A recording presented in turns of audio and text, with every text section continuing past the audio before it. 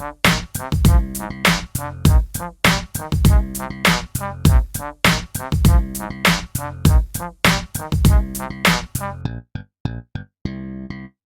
marks Final Fantasy's 30th anniversary as it debuted in Japan on December 18th, 1987. I know what you're thinking. I just had a 30th anniversary yesterday with Mega Man. Well, today we're going to do something pretty much exactly the same thing, because 5 years ago, I celebrated Final Fantasy's 25th with a huge battle retrospective, and this time I'm going to go after the spin-offs just like I did with Mega Man. So let's begin first with two of the not really Final Fantasy spin-offs, but they're Final Fantasy spin-offs in name for North America, because we have Final Fantasy Legend, which is basically the Saga series, and Final Fantasy Adventure, which became the Mana series. I've kind of already talked about these things when they had their big anniversaries, so I'll not spend too much time on them. Again, they're Final Fantasy only in name because they were localized as such to try and sell them more to that American audience.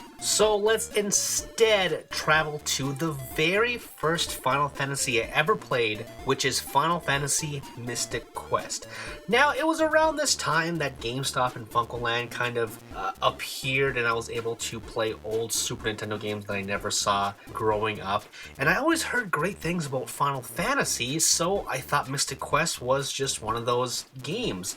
And it turns out it's just kind of a weird spin-off, again, tackling on that Final Fantasy name on top of it. It shares more in line actually with Dragon Quest than it does Final Fantasy, although it is pretty easy, so I guess it doesn't share that much with Dragon Quest.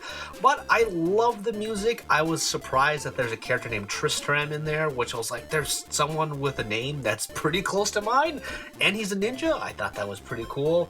Yeah, it's maybe not the best Final Fantasy in quotes spin-off, but it has a very special place in my heart. Perhaps the best Final Fantasy spin-off is Final Fantasy Tactics, which I got as a Christmas present from my brother because he knew that I love Final Fantasy VII because, as I talked about in the retrospective I did earlier this year on actually Final Fantasy VII, I talked about how I played it in the basement while my brother was sleeping or out of town or whatever, staring up at this huge screen right from the bottom of the floor so I wouldn't wake him up. We bonded over that game unlike anything we've ever done before, so he knew that it had a very special place in my heart. He also bought me a Game Boy with Final Fantasy Adventure as well, so he has given me quite a few Final Fantasy games over the years. Anyway, I kind of stubbed my nose at this because it always kind of looked strange in the magazines when I was reading about it, and I've never played a strategy RPG up to this point, and it was kind of strange that, hey, this isn't a turn-based battle system like I'm used to in Final Fantasy.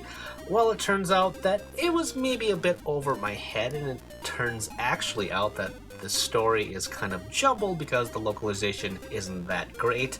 This footage you're seeing right here is of course the War of the Lines, which is the PSP remake, which is the way you really should go, played on your PSP or probably your Vita if you have that lying around too. The only thing that isn't great about this version are the load times. Otherwise, again, it's fantastic, and I've been waiting for a true sequel ever since, but the sequels that came after that are good. People are just maybe a little too high-strung when it comes to the series, and they just want a more mature game once again. But yeah, just a fantastic game all around. It really deserves its own retrospective, and maybe you'll be seeing it sometime soon if I can drop a little bit of a hint. Around the time of the PlayStation, we also got to see the Chocobo, the very classic mascot for Final Fantasy, get his own brand of spin-offs. There was Chocobo's Dungeon, which is basically a roguelike where you're Choco and you're going through dungeons.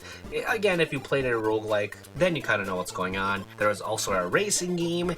There is tons. There is almost as many Chocobo games as there are actual numbered Final Fantasies. It is insane. Most of them aren't so great, so we'll just stick with a couple of these and move on to Crystal Chronicles. Now, this seemed like the triumphant return for Final Fantasy Fantasy back to Nintendo after being gone for the entirety of the last generation when Square partnered up with Sony instead of Nintendo, and that's kind of why the Nintendo 64 sucked compared to the Super Nintendo, which had a ton of RPGs. Now, this of course is not the classic Final Fantasy, it's an action RPG, and it's actually kind of complicated to play. You can have up to 4 people, but in order to do that, every single one needs to have a Game Boy Advance. Of course, the Game Boy Advances that first came out kind of sucked because they didn't have backlighting, so it was a much better experience once the SP came out with the backlit screen. Anyway, it was an expensive multiplayer game to get together, but once you did, it was really fantastic, and it has had some sequels for devices that actually connect a little bit easier, like the DS ones, and I'm really hoping that we get a Switch one or a 3DS one soon, because yeah, it was kind of ahead of its time, I think, and they were just, mindless action RPGs, but I think there is something to them as well. Up next, we have Final Fantasy The Four Heroes of Light, which is kind of a reboot for Final Fantasy, and also kind of like the prototype for Bravely Default Flying Fairy. So let me explain here. As the name would suggest, you are 4 heroes of light. You're on a journey to save the kingdom. It's a very typical Final Fantasy story. Gorgeous, gorgeous, beautiful storybook graphics. They still look phenomenal today. Again, a lot of what makes this game so terrific transfers over to Bravely Default. But the thing that kept it from being so great is the difficulty. It is a grind and a half. It has more in common with the original Dragon Quest than it does with any Final Fantasy. It is insane. It's not a little tough, it really just demands you to grind and grind and grind. It's great for people that want the challenge, but when the challenge just demands your time, it's not fun for me. And it tears me apart too, because again, I love everything else about the game, but just that spike is just, it's gonna turn a lot of people off, but I do think it is worthy of your time. Next, we kind of have the ultimate Final Fantasy spinoff with Dissidia. Now, Duodecim is basically the first game and the second game together, and that's why I'm kind of showing footage from this one instead of just the first one. But the new game is coming out pretty soon. That would be the 3rd entry, and it is basically, I suppose, Smash Brothers crossed over with Power Stone. It's all of the main villains and all of the main heroes fighting against each other. Of course, it's about light versus darkness, but anybody can fight against anybody. It's really cool. The story is very melodramatic if you want to follow that sort of thing, but it is very heartfelt in its nostalgia play. You get to see all these characters interact with each other, so many different weapons, there's so many bestiaries as well. It is just a celebration of Final Fantasy, and I love it for that. I just wish it controlled a little bit better. It's a little bit more complex than, like I said, Smash Brothers. It's a lot of dashing towards partners and timing jumps right and combo presses, and it's just overcomplicated for its own good. Plus, it's only been on the PSP, a system that pretty much failed outside of Japan. I'm really hoping they fix the controls in the sequel and that it gets a really big fighting scene, because it will actually be on consoles now. Here's hoping. Next, we have our first Japanese exclusive, again for the PSP. This is Dragon Quest and Final Fantasy Itadaki Street Portable. To those that have played Itadaki Street or Mario Party or anything like it, you are basically on a Monopoly board, you're buying spaces, people that land on your spaces, they pay you money, or if you landed them, you pay them money. There's some kind of mini games and collectibles to go through. You're trying to get these cards in order to basically win by collecting certain crests by going around the board, and certain players and the AI can screw with you. And it is a difficult game to get into. Just like Monopoly, it takes a very long time, but it is a nice celebration of both franchises who, crazily enough, haven't interacted outside of this game, which is crazy because when Square and Enix merged, we all thought that this would happen a lot sooner in a bigger kind of franchise. It hasn't even happened in like Kingdom Hearts. So, maybe someday, but it's not with this game. Next, we have Final Fantasy Type 0 HD. This originally launched in Japan for PSP, but it finally came came to North America in 2015 with this HD remaster. Technically, it is a spin-off of Final Fantasy 13, or at least it started like that, just like Final Fantasy 15, but then it kind of spun up into its own thing. Essentially, I guess it's a combination of Final Fantasy Tactics, the matureness of war, and the school setting of Final Fantasy VIII. You're a group of elite cadets. You all have different weapons like spears, throwing cards, swords, axes, etc. You can control every single one of them, plus a few extras as well. It's pretty beefy in terms of combos and magic and all the diverse classes you can be. It's a great action RPG spin-off with, again, tactical implementation with a lot of the mechanics as well. And I love me a good school setting. Now, the story kind of doesn't make sense, like, at all. It seems to jump to a lot of places, having characters that really have no meaning in anything at all. It's not perfect, but I think it got overlooked because of some reviews.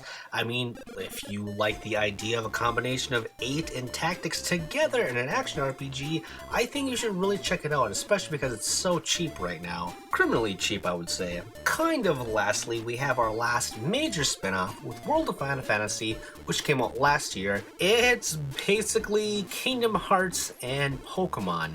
The two twin characters are pretty much transported into like a storybook world where they're trying to piece together all these different Final Fantasy worlds and characters with this crisis, and they can shrink down and be super cute just like all the other characters, and you catch monsters and put them on top of your head, or you stack on top of big monsters and then put a small monster on top of your head. It's kind of a weird, quirky RPG. Looks fantastic. It looks like everything's kind of made of clay a little bit. The story is pretty hokey, but it is charming in its own dumb way. But the thing that I love the most is just the battle system. It works so well. I love capturing these monsters, and I actually switched them out more than I actually do in Pokemon, because there's a lot of places and battles where you want to have a certain type of flying monster, or you want more fire monsters in your party to go against the weaknesses of other monsters. It is really good. Again, I think because it's kind of a weird spin-off, it wasn't given a lot of attention, but it is out there for the Vita and the PS4, so it's not like it was on an obscure console. Again, it's super cheap right now. I think you should really jump in, especially if you like I said, maybe Kingdom Hearts and Pokemon. Something in between there. Now, we do have some more spin-offs that I want to highlight. That is, Final Fantasy mainstay games actually have spin-off sequels as well, which I want to count as spin-offs because technically they are canon, but they're also weird spin-offs as well. There's a lot of them, but there's also not that many if you count every single one. Final Fantasy IV has the After Years, which is basically like a side story that takes place literally right after Final Fantasy IV. Final Fantasy VII has its compilation of Final Fantasy, which includes the movie and a ton of other games. Crisis Core is probably the best in that line, which is basically a prequel to Final Fantasy VII, starring Cloud's best friend, Zack. I kind of went into it with my Final Fantasy VII retrospective, so I won't get into it more here. Final Fantasy X-2 is actually the first sequel to a Final Fantasy game. It, again, basically a direct sequel to Final Fantasy X that cuts everybody out except for Yuna and Riku, trying to repopulate the planet with all these machines and figure out new factions and stuff like that. It is a girl power game. It's really wacky, but it's also really fun too because the job system in transforming is really cute. And I dug it a lot back then because, you know, I was a teenager and they were scantily clad girls, so you know how that goes. Final Fantasy 13 had a train wreck of sequels. 13-2 is actually not that bad. It's kind of like a Chrono Trigger spiritual successor in a weird way, while having the battle system a little bit like Final Fantasy 13. Plus, it is also kind of like Pokemon, where you're catching monsters and having them fight alongside you. Final Fantasy 12 got one spin-off with Revenant Wings, which is an RTS for the DS. What a weird spin-off to have for Final Fantasy 12. Though I guess because Evilise started with Final Fantasy Tactics and that is a strategy RPG, making an RTS in another Evilise world I guess makes sense, but it is kind of too cramped to really get into on the DS. And Final Fantasy 15 has way too many spin-offs, You can hear me and Shay rant about that in our year 1 retrospective of Final Fantasy 15. This is one of them, which is a beat 'em up that should be better than it really is. And that's basically all I have for you. Again, like Mega Man, this was just touching on basically the spin-off series, not so much every single spin-off in that spin-off series, if that makes sense. Again, a lot of these deserve their own retrospectives, like the Tactics series, maybe even Chocobo stuff, and Crystal Chronicles. All these are really great, fantastic games. And for the 30th anniversary, you should really pick up one of these if you're kind of fleeting in Final Fantasy and they're not really doing it for you. I guess if you really wanted a Final Fantasy experience without the name, I would say go Bravely Default, which kind of is a spin-off, but not really a spin-off. But I guess I shouldn't suggest that on this, the day of Final Fantasy's birthday. So, I will leave you for now. Thank you for joining my ramblings on Final Fantasy. It has been a long day. But regardless of which, happy anniversary of Final Fantasy. I look forward to your mainstays and your spin-offs for a long time to come. My name is Tristan, and you've been watching ReActionExaminer, wherein I do my best to create interesting videos to entertain and educate you fine folks. Be sure to subscribe, that helped me out a lot. And if you want to check out more, be sure to read my work over on The Gamer, wherein I write fun little listicles. You can also drop by my personal website, GameJerk, wherein I post other articles and reviews. All these links and more can be found in the description below. Thanks, and see you all next time.